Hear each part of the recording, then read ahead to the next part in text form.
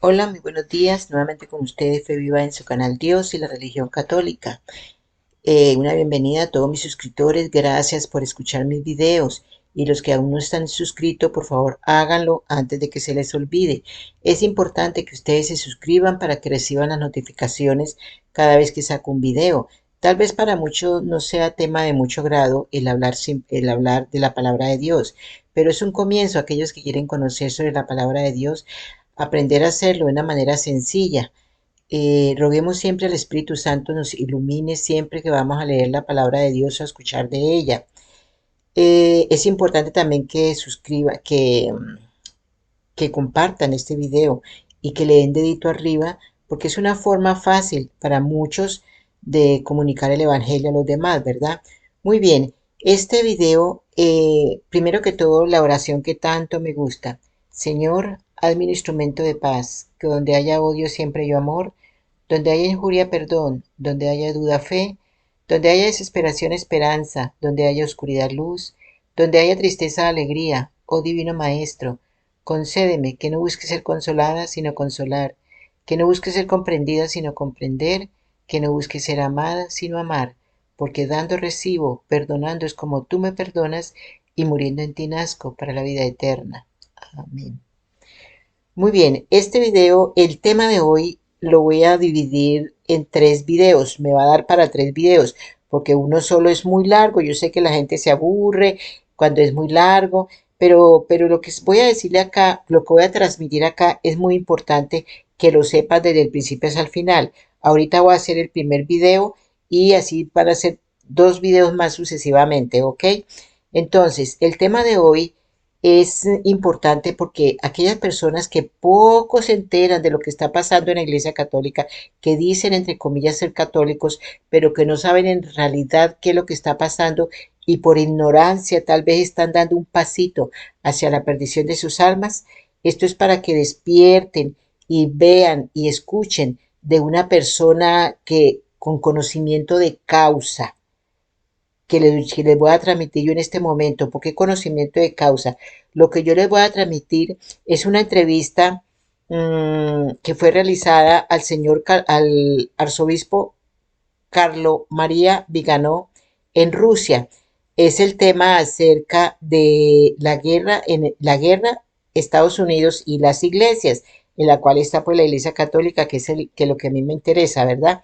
Este es un tema escrito por Marco Tosati, ¿cierto? Pero la entrevista fue realizada por Arkady Mamontov en Rusia. Al arzobispo Carlo es anuncio apostólico en Estados Unidos de América. Por eso digo una persona con conocimiento de causa.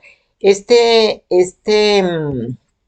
arzobispo desde un comienzo, desde que el Papa protestante entró al poder, porque así se le llama en este caso, porque esto ya dejó de ser espiritual, desde que el Papa protestante subió al poder, pues él ha sido uno de los pocos que se ha opuesto siempre a las herejías de este señor, que las ha dado a conocer, que siempre está defendiendo nuestra fe católica, ¿verdad? Por eso lo considero importante que aquellos que no saben, pues se enteren de qué está pasando a su alrededor y puedan de este mundo estar prevenidos para contra el demonio, que es el que quiere que nosotros salgamos o nos perdamos acerca de nuestra religión, de nuestra fe, ¿verdad?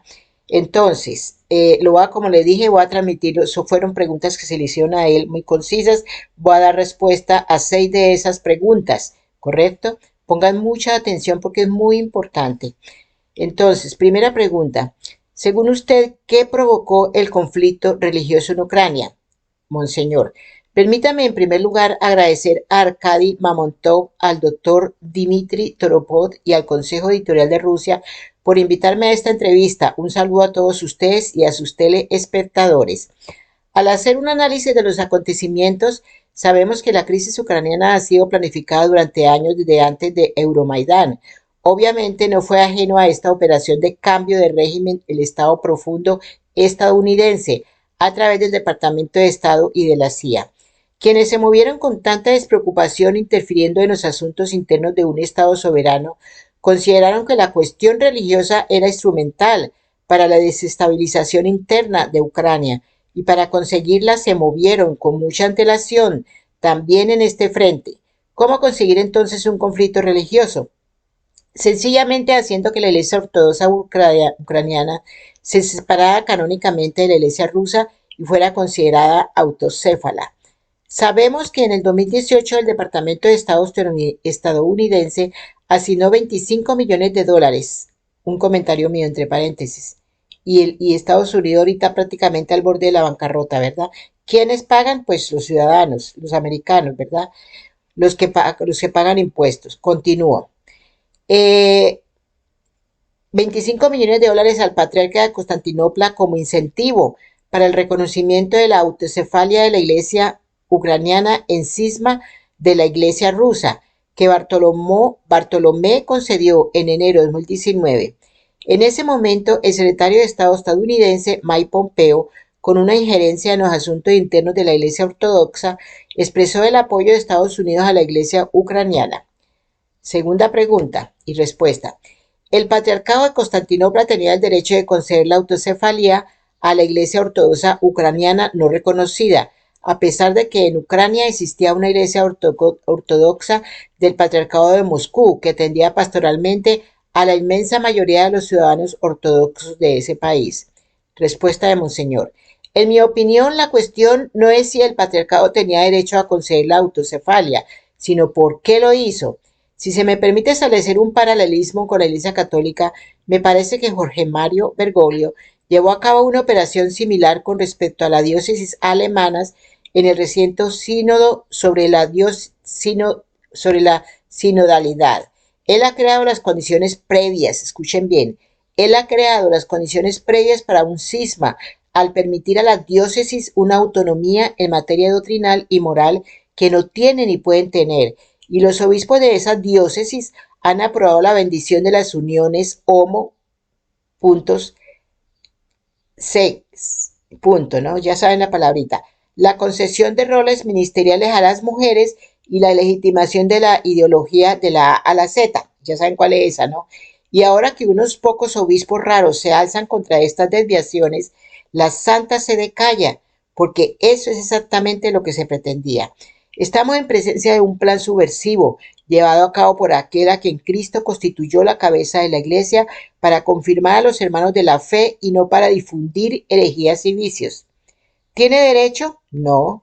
¿Tiene este derecho los obispos alemanes? No, porque la autoridad del Papa y los obispos está vinculada a la verdad enseñada por Cristo y es nula en cuanto se aparta de ella.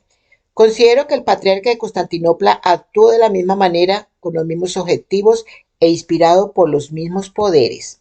Tercera pregunta. No es ningún secreto que todas las decisiones en Kiev se toman después de consultar con Estados Unidos. Hoy estamos viendo cómo se expulsa a monjes del Petresh Labra de Kiev. ¿No piensa usted que esto viola los principios de los derechos y de las libertades religiosas que los mismos estados defienden? Respuesta, Monseñor. La persecución a los monjes, al clero e incluso a fieles vinculados al patriarcado de Moscú por parte del gobierno de Kiev demuestra que la operación es de naturaleza política. Por otra parte, como usted mismo reconoce, las decisiones de Kiev se toman siempre siguiendo instrucciones del Estado profundo estadounidense. Si la cuestión hubiera sido exclusivamente religiosa, el Estado habría tenido que mantenerse al margen, como debería ocurrir en los estados que se autodenominan laicos y consideran que el Estado y la Iglesia son independientes y soberanos. Si el gobierno de Kiev considera a la Iglesia rusa en Ucrania como una emanación del gobierno ruso, con ello revela paralelamente su convicción de que la Iglesia ortodoxa ucraniana es a su vez una iglesia de Estado sometida al gobierno y que por ello puede desempeñar un rol de control de los fieles ucranianos. Y esto es lo que ha hecho Pekín con el acuerdo secreto con la Santa Sede. Escuchen eso. Yo una vez se lo mencioné, ese famoso acuerdo que hizo el Papa protestante en Pekín. ¿Se acuerdan? Por eso tal la persecución religiosa católica que hay en Pekín. Entonces, nombrando a obispos gubernamentales y comunistas como jefes de diócesis, continuando impunemente la persecución contra los fieles de la Iglesia Católica Romana. Cuarta pregunta. Se inician procedimientos penales contra los sacerdotes en Ucrania. Algunos de ellos son privados de su ciudadanía ucraniana Las parroquias son tomadas por cismáticos. ¿En qué se desembocará todo esto? Abro paréntesis, un comentario mío. No solo allá en Ucrania, ustedes saben la persecución hacia los católicos tan bárbara que hay alrededor de todo el mundo. Un ejemplo fácil cerca de nosotros, ¿verdad? Nicaragua, ¿cierto? Muy bien, continúo. Respuesta de Monseñor Viganó. Estos fenómenos han acontecido siempre a lo largo de la historia. Cuando el poder civil se siente amenazado por el poder eclesiástico, pienso, por ejemplo, en lo que ocurrió durante la Revolución Francesa y de nuevo en 1848 en Francia Italia, o en la Rusia comunista de Stalin, o en México a finales de los años 20, o en España en los años 30. La persecución del clero es una de las primeras formas en que la autoridad civil intenta reprimir la disidencia. Por otra parte, los cristianos siempre han sido perseguidos por los regímenes totalitarios, porque el Evangelio es considerado peligroso. Escuchen bien, el Evangelio es considerado peligroso. Abro paréntesis, eso es lo que está ocurriendo en este momento. Si tú, oyente, no te habías enterado, en este momento hay una persecución bárbara contra los católicos, que son los que tenemos el verdadero cristianismo, ¿verdad? Continúo. Es considerado peligroso por quienes quieren sustituir la ley de Dios por la ley de los hombres. Quinta pregunta. ¿Podría nombrar los sismos de la iglesia que han acontecido en la historia del mundo y a qué han llevado? Respuesta, Monseñor. Citaré el caso emblemático del cisma anglicano que nació no tanto de una cuestión teológica, sino del deseo de Enrique VIII de sustraerse a la autoridad espiritual del romano pontífice y divorciarse de su legítima consorte Catalina de Aragón. Con este acto de prepotencia del poder temporal sobre el espiritual, el soberano inglés se declaró, abro comillas, jefe supremo en la tierra de la Iglesia de Inglaterra, cierro comillas, con la ventaja de apropiarse de los bienes y de las rentas que hasta entonces pertenecían a la Santa Sede y de controlar nombramientos de los obispos. Una operación similar había tenido lugar unos años antes en Alemania, donde los príncipes alemanes apoyaron al hereje Martín Lutero. No tanto porque compartieron sus errores doctrinales, sino porque vieron en ellos un pretexto para apoderarse de los bienes de la Iglesia. Tanto para la pseudo-reforma protestante como para el cisma anglicano, la autoridad civil se constituyó como un contrapeso eclesiástico a la autoridad del Papa y de los obispos, para habilitar así su poder y reforzar el propio. Sexta y última pregunta para este video. ¿Las autoridades seculares tienen el derecho a interferir en los asuntos de la Iglesia? Respuesta, Carlos María Viganó. Respondo con las manos de Cristo, con las palabras de Cristo. Dad al César lo que es del César y a Dios lo que es de Dios. Eso lo vemos de Mateo capítulo 22, versículo 21. Este precepto nos enseña que la autoridad civil y la religiosa tienen dos campos de acción bien distintos y separados. Por una parte, el buen gobierno del Estado para la concordia de los ciudadanos y por otra, el gobierno de los fieles para la santificación. Son dos finalidades distintas, una temporal y otra espiritual, pero ambas autoridades deben de tener, sin embargo, como modelo a Cristo, Cristo Rey para el gobierno civil y Cristo Pontífice para la Iglesia. Un comentario mío, hago paréntesis, cosa que ha ignorado totalmente el Papa protestante desde el momento en que subió al poder, ¿sí? Hace 10 años, ¿verdad? Continúo. Respuesta de Viganó. La revolución, tanto la del liberalismo masónico como la del comunismo ateo, ha subvertido este orden social, razón por la cual desde hace 2 siglos y antes también en Alemania dividida por la herejía protestante, las autoridades seculares han interferido en los asuntos de la Iglesia.